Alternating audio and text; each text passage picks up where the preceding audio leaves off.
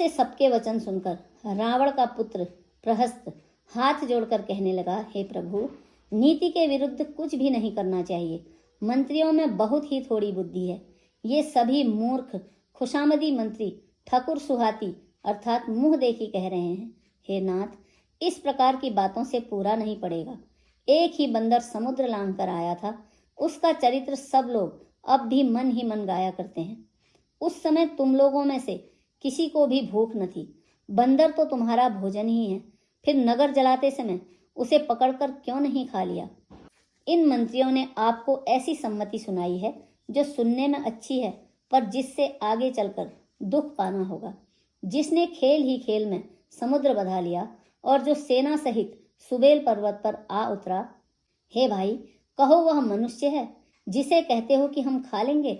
सब गाल फुला फुला कर पागलों की तरह वचन कह रहे हैं। हे तात, मेरे वचनों को बहुत ही आदर से सुनिए। मुझे मन में कायर न समझ लीजिएगा। जगत में ऐसे मनुष्य झुंड के झुंड हैं जो प्यारी बात ही सुनते और कहते हैं।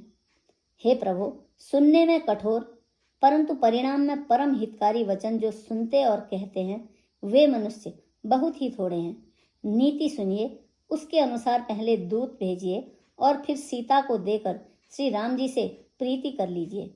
यदि वे स्त्री पाकर लौट जाएं, तब तो व्यर्थ झगड़ा न बढ़ाइए, नहीं तो यदि न फिरें तो हे तात, सम्मुख युद्ध भूमि में उनसे डटकर मारकाट कीजिए।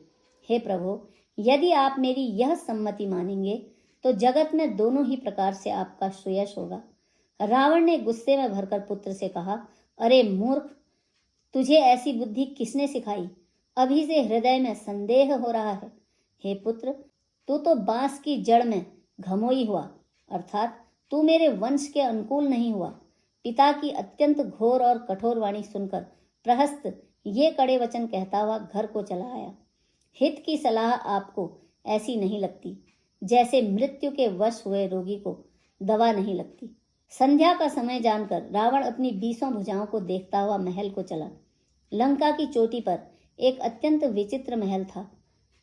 वहां नाच गान का अखाड़ा जमता था। रावण उस महल में जाकर बैठ गया। किन्नर उसके गुण समूहों को गाने लगे। ताल, पखावज और वीणा बज रहे हैं। नृत्य में प्रवीण अप्सराएं नाच रही हैं। वह निरंतर करोड़ों इंद्रों के समान भोग विलास करता रहता है। यद्यपि श्री राम जी सरीखा अत्यंत प्रबल शत्रु सिर पर है, फिर भी उसको न तो चिंता है और न ही डर है।